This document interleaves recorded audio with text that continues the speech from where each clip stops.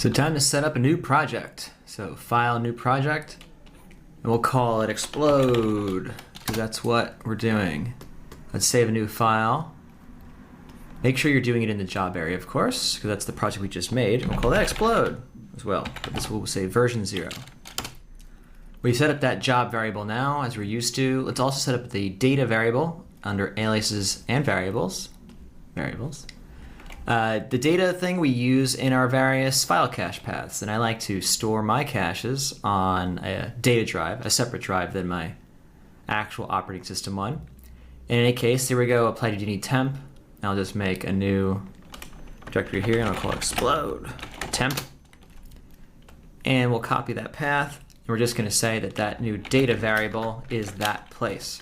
Because we're in Windows, or at least I am rather, switch these backslashes to forward slashes, because that's what is expected.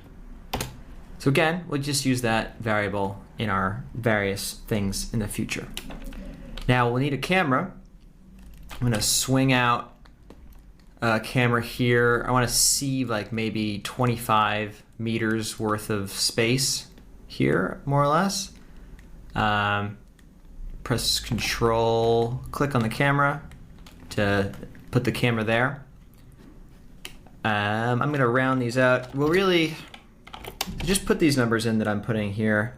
The idea being that we're not going to talk about like the magic numbers you're supposed to be using for a sim necessarily, but the scale of the sim matters quite a bit. 25 meters out means if I want to fill this space with an explosion, you know, it might be 10 to 15 meters wide. And as we know by now, the scale matters a great deal in terms of how fast it moves and everything else. So there we go, we got a camera.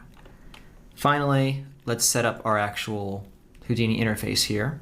I'm going to go to Geometry Spreadsheet in our main panel here, split top and bottom, and then we can go back to Scene View. Now I have a Geometry Spreadsheet in the bottom. I like this so I can just keep the viewport here, and I can see whatever data I need to down here.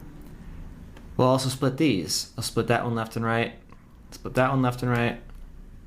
I'll probably drag this out now. And we'll associate these with each other. We'll make these both 2s.